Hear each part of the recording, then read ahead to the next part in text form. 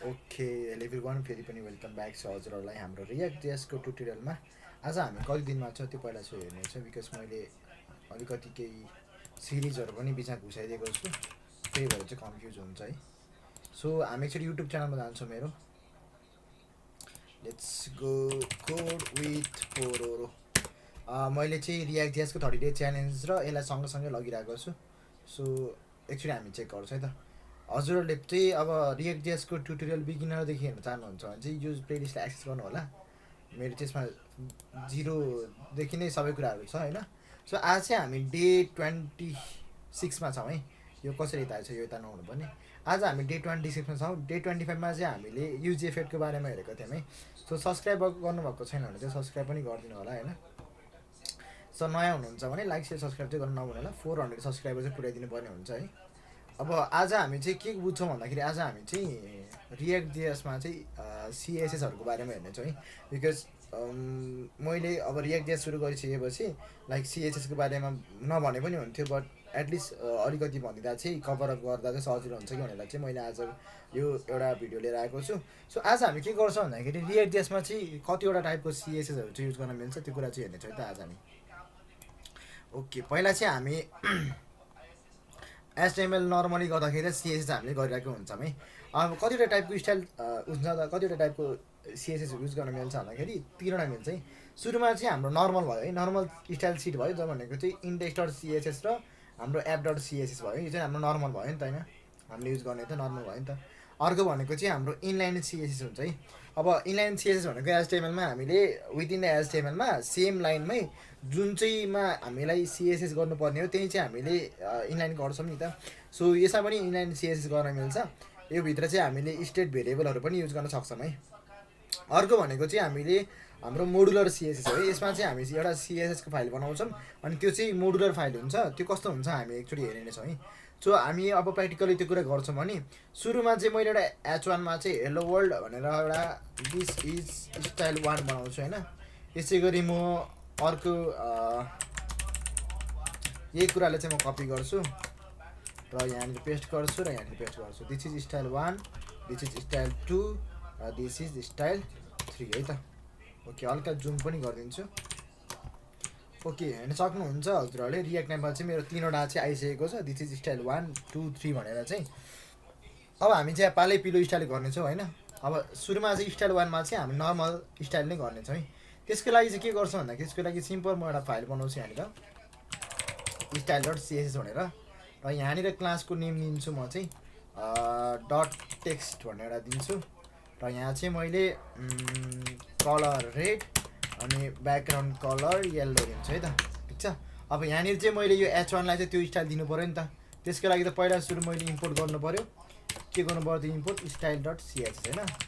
र यहाँनिर चाहिँ H1मा चाहिँ मैले क्लासको नेम दिनु पऱ्यो है। सो यहाँ चाहिँ क्लास भनेर हुँदैन, क्लास नेम भनेर हुन्छ है। सो यो चाहिँ ध्यान दिनुपर्ने कुरा है त। सो यहाँ चाहिँ क्लास नेम भनेर लेख्नुपर्ने हुन्छ। हामीले क्लासमा त दिन चाहिँ मिल्दैन है। सो क्लासमा दियो भने चाहिँ यसले लिँदैन। सो रियाक्टमा चाहिँ हामीले क्लासको ठाउँमा चाहिँ क्लास नेम भनेर दिनुपर्ने हुन्छ। क्लासको नेम के छ त भन्दाखेरि टेक्स्ट भनेर छ है। अब लेट्स सी यसले चाहिँ लियो है त। फर्स्ट लाइन चाहिँ हाम्रो ब्याकग्राउन्ड येल्लो अनि कलर चाहिँ रेड भइसकेको छ, जुन चाहिँ हामीले नर्मल सिएसएस गरेको गऱ्यौँ है।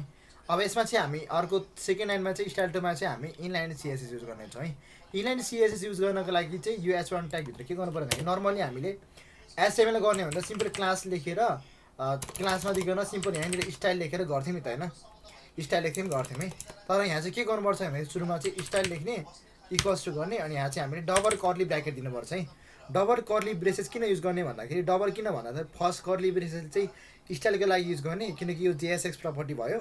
अर्को सेकेन्ड चाहिँ यसको अब्जेक्टको लागि है। सो यहाँ चाहिँ हामी एकचोटि के गर्छौँ भन्दाखेरि कलर चाहिँ हामी यसको कलर चाहिँ हामी रेड युज गर्छौँ अनि ब्याकग्राउन्ड कलर युज गर्छौँ है। त्यसमा अब कलर चाहिँ हामी यसको येल्लो युज गर्छौँ, कलर चाहिँ हामी यसको ग्रिन युज गर्छौँ। ब्याकग्राउन्ड कलर भन्ने हुन्छ background colour. Okay, background colour. र यहाँ चाहिँ हामी ब्याकग्राउन्ड कलरमा चाहिँ अहिलेलाई के गर्छौँ भन्दाखेरि ब्याकग्राउन्ड कलरमा चाहिँ रेड युज गर्छौँ, ठिक छ। अब ध्यान दिनुपर्ने कुरा हेर्नुहोस् ल। अघि हामीले यहाँनिर स्टाइल डट सिएसएसमा नर्मल युज गर्दाखेरि चाहिँ ब्याकग्राउन्ड कलरमा चाहिँ ब्याकग्राउन्ड अनि हाइफन अनि कलर लेखेको थियौँ। तर हामीले इनलाइन सिएसएस युज गर्दा चाहिँ हामीले ब्याकग्राउन्ड अनि कलरको चाहिँ सी क्यापिटल गरेको छौँ है। यसको लागि चाहिँ हामीले के गर्नुपर्छ भन्दाखेरि हामीले चाहिँ जहिले पनि क्यामेल केसलाई फलो गर्नुपर्छ है। हजुरले नर्मल स्टाइल गर्दाखेरि चाहिँ नर्मल सिएसएस गर्दाखेरि चाहिँ नर्मल सिएसएस चाहिँ गर्नुभयो। तर रियाक्टमा चाहिँ हजुरले इनलाइन सिएसएस गर्दै हुनुहुन्छ भने चाहिँ हजुरले स्टाइल लेख्ने, डबल कर्ली ब्रेसेस दिने, अनि त्यसपछि हजुरले चाहिँ क्यामेल केसमा चाहिँ लेख्नु पऱ्यो है। Background colour okay reload okay हेर्न सक्नुहुन्छ ब्याकग्राउन्ड कलर चाहिँ लिइसक्यो। इनकेस मैले यसरी नै ब्याकग्राउन्ड हाइफन कलर दिएँ भने चाहिँ यसले लिँदैन है, यहीँनिर यसले इरर दिइसक्यो कि। सो के गर्ने भन्दाखेरि चाहिँ हामीले चाहिँ क्यामेल केस फलो गर्नुपर्ने हुन्छ है। सो क्यामेल केस फलो गरेर चाहिँ हामीले यसरी इनलाइन सिएसएस पनि युज गऱ्यौँ है। अब थर्ड लाइनमा चाहिँ हामी मोडुलर सिएसएस युज गर्नेछौँ है। मोडुलर सिएसएस चाहिँ कस्तो हुन्छ त्यो हामी हेर्नेछौँ है।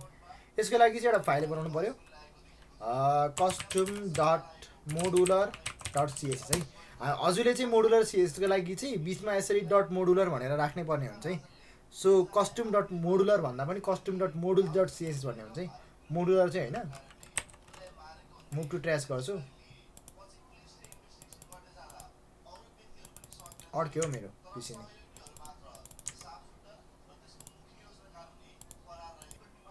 ओके हल्का ह्याङ भयो त्यो, केही भएन। Okay custom dot module dot CSS लेख्नुपर्ने हुन्छ। So custom dot module dot CSS modular होइन कि मोडुल भनेर चाहिँ हजुरले कम्पलसरी बिचमा चाहिँ यसरी लेख्नै पऱ्यो है। सो यसमा चाहिँ के गर्ने भन्दाखेरि जस्तै अहिलेलाई डट, अब क्लासको नेम दिनुहोस् हजुरले चाहिँ क्लासको नेममा चाहिँ अहिलेलाई dot ABC colour white background colour black हो, यो दिएँ अरे मैले होइन। अब यो सिएसएसलाई चाहिँ मैले अब यहाँनिर हाम्रो एप डट जेएसमा युज गर्नु पऱ्यो। यसमा कसरी युज गर्ने भन्दाखेरि चाहिँ पहिला सुरु चाहिँ हजुरले इम्पोर्ट गर्नुपर्ने हुन्छ है। अब इम्पोर्ट गर्नको लागि चाहिँ हजुरले नर्मली इम्पोर्ट गरे जस्तो हुँदैन, अलिकति फरकले तरिकाले इम्पोर्ट गर्नु पऱ्यो। इम्पोर्ट स्टाइल गर्नु पऱ्यो हजुरले चाहिँ। इम्पोर्ट स्टाइल फ्रम कहाँबाट त इम्पोर्ट गर्नुपर्ने भन्दाखेरि हामीले यसलाई चाहिँ इम्पोर्ट गर्नुपर्ने त dot slash custom dot module dot CSS है। अब यो स्टाइल चाहिँ हजुरले यसरी इम्पोर्ट गर्नुपर्ने हुन्छ। अब युज गर्नको लागि चाहिँ हजुरले S1मा चाहिँ कसरी युज गर्ने भन्दाखेरि सुरुमा चाहिँ हजुरले क्लास नेम दिनु पऱ्यो।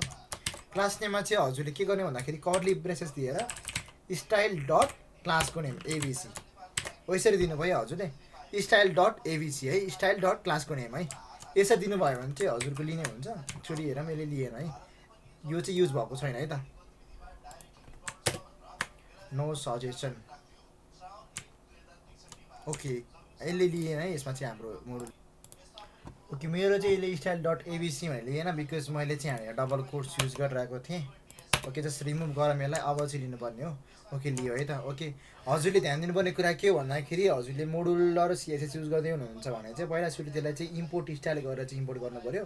अनि क्लास नेममा चाहिँ हजुरले डबल कोट्स नदिकन स्टाइलले जसरी नै हजुरले कर्ली ब्रेसेस दिएर चाहिँ स्टाइल डट क्लासको नेम लेख्नुपर्ने हुन्छ। यसरी चाहिँ हजुरको मोडुलर सिएसएस युज गर्छौँ है त। अब अर्को भनेको चाहिँ स्टाइल कम्पोनेन्ट पनि हुन्छ युज हुन्छ होइन। यसको फेरि छुट्टै डकुमेन्टेसनहरू पनि पढ्नुपर्ने हुन्छ। यो चाहिँ हाम्रो एक्सटर्नल लाइब्रेरीसित युज हुन्छ। सो यसको लागि चाहिँ हामी छुट्टै सिरिज नै कन्टिन्यू गर्छौँ होला सायद होइन, यदि हजुरहरूलाई चाहिन्छ भने होइन। तर यति नै पनि चलाउँछौँ भने चाहिँ ठिकै छ हुन्छ, किनभने मोस्टली चाहिँ हाम्रो यही 3टा सिएसएसहरू नै युज गरेर हुन्छ। मोडुलर सिएसएस पनि खासै युज भएको देखेको छैन मैले चाहिँ। मोस्टली हाम्रो टेलमिनी सिएसएसहरू बुटस्ट्र्यापहरू युज भएको हुन्छ। सो कस्टम सिएसएसहरू रेयरली युज हुन्छ है।